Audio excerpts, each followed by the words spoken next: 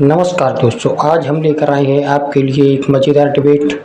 आज की डिबेट में दोस्तों बीजेपी प्रवक्ता अजय आलोक और समाजवादी पार्टी के प्रवक्ता अमित जमई के बीच जमकर बहसबाजी और तू तड़ाक हुई।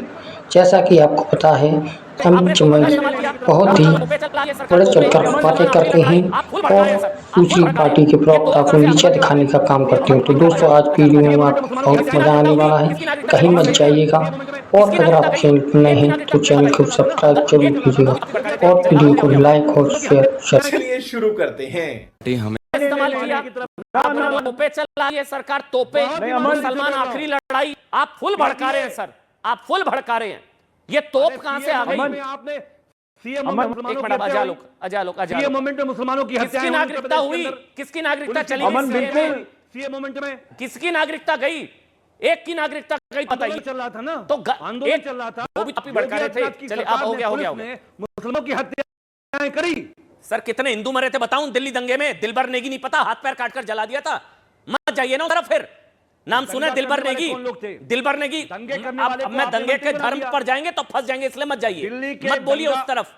दिलबर नेगी कौन था? मैं आपको 15-20 नाम बता दूंगा जिन हिंदुओं को मारा काटा गया, इसलिए मत जाइए सर। हिंदू मुसलमान मत करिए। चलिए ना, वो अलग बात है। मिश्रा को मंत्री बना दिया, दंगे करने वाले लोग हैं। अजय भाई बोलिए। अमन, मैं आपको प्लीज, कोई बीच में नहीं बोलेगा, एक एक करके। मुफ्ती मंजूर ज़ियाई भी जुड़ गए हैं। रिक्वेस्ट करना चाहता हूं, प्लीज बोलिए अजय भाई। अमन, मैं आपको एक बात रिक्वेस्ट करना चाहता हूं। अमित जमाई जैसे लोग अगर जहर उगले, मत रोकिए उनको, बिल्कुल मत रोकिए। आइए कह के क्या भड़का है, इनको उगलने दीजिए जहर। देखे तो सही इनके अंदर कितना जहर है। किसको धमकी दे रहे हैं ये? स्टेट को धमकी दे रहे हैं, राहुल गांधी की तरह कि we are fighting Indian state. हिम्मत है तो करके दिखाओ। मुसलमान अंतिम लड़ाई लड़ेगा, सारे मुसलमानों के ठेकेदार हो गए ये।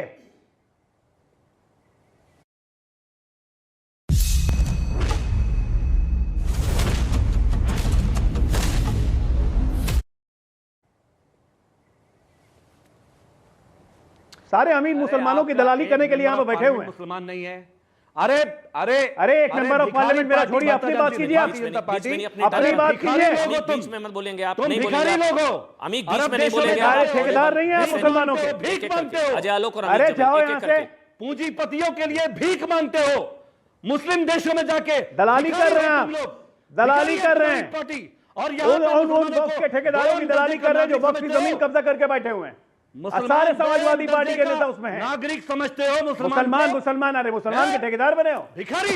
एक गरीब मुसलमान को आज तक देखा नहीं। भारतीय जनता पार्टी एक गरीब मुसलमान के लिए आज तक कॉलेज नहीं बनवाया, स्कूल नहीं बनवाया, हॉस्पिटल नहीं बनवाया। यहाँ बैठ के मुसलमान करेंगे, अंतिम लड़ाई लड़ेंगे। अरे हिम्मत है सड़क पर उतरने की, उतरो ना सड़क पे। वो थोड़ी ना अमित जमाई उतरो सड़क पे, उतारो अखिलेश यादव को सड़क पे। तब भी उतरेंगे सड़क के अखिलेश यादव को उतारो सड़क पे। जब अगर हिम्मत है तो अखिलेश यादव को उतारो सड़क पे और खुद उतरो। गरीब मुसलमानों को आगे मत भेजो ढाल लेके। अरे भारतीय जनता पार्टी उतरो सड़क पे, करो आंदोलन। तुम लोग बुलाओ अखिलेश यादव को, बुलाओ डिम्पल यादव को। सऊदीया में, दुबई में सबसे बड़े जाके भिखारी भीख आप मांगते हैं। हो। सबसे बड़ी अडानी भिखारी जी आप को हैं। इतना दे दो, दान की हुई अंबानी जमीन जी पे को कब्जा इतना दे करके दो। बैठे हुए हैं। आपसे बड़ा भिखारी भिखारी लोग कोई हो तुम होगा? लोग। मुसलमान दान देश किए से हुए भीख जमीन पे चाहिए। कब्जा करके बैठे हुए हैं। मुसलमानों से परहेज है। मुस्लिम देशों बात से करने भीख लायक भी चाहिए। नहीं है ये। मुस्लिम देशों से भारतीय जनता पार्टी को भीख चाहिए। भीख कटोरा लेके मांगिए आप, भिखारी हो और मुसलमानों से कटोरा दिक्कत लेके है। मांगिए आप। हम मुसलमानों से दिक्कत है आपको? मुसलमानों से दिक्कत, हम मुसलमानों से दिक्कत है। धमकी देना बंद कर कतर में दीजिए जाओगे, दुबई में नेशनल जाओगे, टीवी पे, समझ गए? भीख मांगोगे भगवान के नाम पे। धमकी देना अंबानी बंद जी कर को इतना दीजिएगा। दे दो भगवान के नाम ये पे। भारत, अडानी ये जी को भारतीय इतना जनता प्रोजेक्ट पार्टी दे की दो। नरेंद्र अरे मोदी की भिखारी सरकार है, लोग, धमकी मत देना। अरे भिखारी लोग मुस्लिम देशों में भीख मांगते हो और हम मुसलमानों को दो दर्जे का नागरिक समझते हो। कौन शर्म किससे करो यार, भीख शर्म मांग करो। रहा है और अजय आलोक, शर्म कौन करो। किसको भीख मांगने पर मजबूर कर देगा, वो शायद संभवतः मेरे को लग रहा है सबसे पहले ये सरकार भिखारी है। अब रुक जाइए, हो गया ये मैं आगे बढ़ रहा हूं। सरकार मेरे साथ जेडीयू से कॉर्पोरेट सत्यप्रकाश जी फोर्सेस के हैं लिए और सत्यप्रकाश भीख मांगने जाती है। है, जियाई साहब हैं। लेकिन पहले जियाई साहब, मैं आप ही के पास आ रहा हूं, प्लीज क्लियर करिए। ये जियाई साहब आवाज आ रही है आपको? मुफ्ती मंजूर जियाई साहब आवाज आ रही है? जियाई साहब, मैं जियाई साहब, कोई कह रहा है कफन बांध कर निकलो, अमीर जमाई कह रहे हैं मुसलमान अपनी आखिरी लड़ाई लड़ रहा है, सरकार तोपे चला रही है, कोई कुर्बानी की बात कर रहा है, कोई संसद पर बुलडोजर की बात कर रहा है। मेरे ख्याल से आप जिम्मेदार आवाज हैं, आपको बोलने की जरूरत है। संसद द्वारा पारित कानून सम्मान कीजिए, स्वीकार कीजिए, और करना पड़ेगा, ऑप्शन नहीं है। जियाई साहब अमन भाई जेडीयू में रहे हैं, ये कह रहे हैं कि भाई सर्टिफिकेट दे दिया गया, मुस्लिम विरोधी हो गया आज से जेडीयू। कई सेकुलर सो कॉल्ड दे रहे हैं। सब सवाल तो है ना, पूछने तो दीजिए अजय आलोक। देखिए अमन, मैं जेडीयू में काफी दिन रहा हूं, 10 साल रहा हूं, इसलिए मैं जानता हूं जिलेवार हर जेडीयू के नेता को। ये जो 4 व्यक्ति जिनका इस्तीफा है ना, इनके पास 5 आदमी का भी जनाधार नहीं है। और वैसे भी बिहार में चुनाव आ रहे हैं, अभी तो 4 आप इस्तीफा है तो इतना आप अभी कर रहे हैं। अभी तो देखिए आने जाने का खेल शुरू होगा, रोज दिन 10 इस्तीफे इधर से होंगे उधर से होंगे। ये बिहार में कोई नई बात तो है नहीं, तो इसको कौन सा इसको तूल देने की जरूरत है। आज मैं तो मानता हूं कि अच्छा है। बिहार में कहावत है, आई तो लक्ष्मी गई तो बला। अच्छा है, फांसीवादी लोग जितने दूर हमसे चले जाएं वो ज्यादा बेटर है, जेडीयू की सेहत में सुधार हो जाएगा।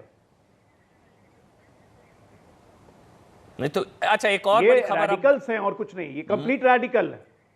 ये रेडिकल साथ थे तो क्या थे फिर, ऐसे क्या बात हुई है? अच्छा, वक्फ बल के खिलाफ all India Muslim personal law board ने आंदोलन का ऐलान कर दिया, वो जिसका मैं जिक्र कर रहा था। अब 2 दिन छुट्टी है, आज जुमे का दिन था।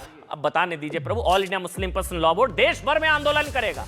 देश भर में all India Muslim personal law board ने देश भर में आंदोलन का ऐलान कर दिया। अमीर के पास जाऊंगा, आप भी बोलेंगे, लेकिन देश भर में आंदोलन करेगा all India Muslim personal law board. जल्दी जल्दी बोलिए।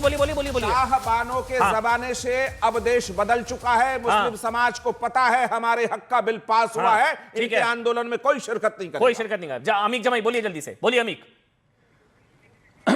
आपके प्रोग्राम में बैठे मौलाना अबू जहल कह रहे थे कि इससे मुसलमान के गरीब लोगों की मदद हो जाएगी। हम तो ये पूछना चाहते हैं, 1967 के ज़माने से मुसलमानों ने समाजवादियों पर, विशेषकर आदरणीय नीतीश जी पर, चंद्रबाबू नायडू साहब पे और जयंत चौधरी साहब पे, देश का किसान हो या मुसलमान, देखा है कि इन तीनों ने 67 के बाद से जो मुसलमानों का ने विश्वास इनके ऊपर जताया, इनसे मोहब्बत की, इनका साथ दिया, गठबंधन में साथ दिया, इनको वोट दे के साथ दिया, इनको हर तरह से मदद की। लेकिन जो छुरा भोका है चंद्रबाबू नायडू जी ने, नीतीश जी ने मुसलमानों के पीठ के पीछे, हो सकता है आप लोगों ने छुरा भोका गरीब मुसलमानों के पीछे। ये वैसे समय में जब एनडीए का जमाना था और एनडीए के कन्वीनर शरद यादव जी हुआ करते थे, एनडीए में जब शरद यादव जी कन्वीनर हुआ करते थे, तब तो शायद अजय आलोक रहे भी नहीं होंगे। जवाब तो देना बोलिए,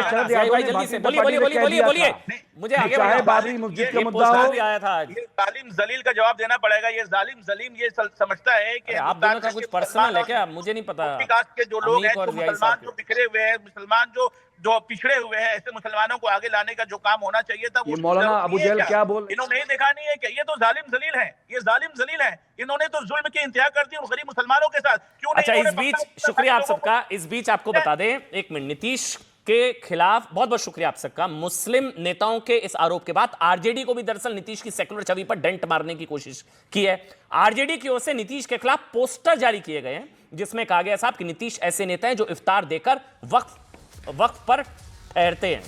मजा आ गया क्या बात बोली।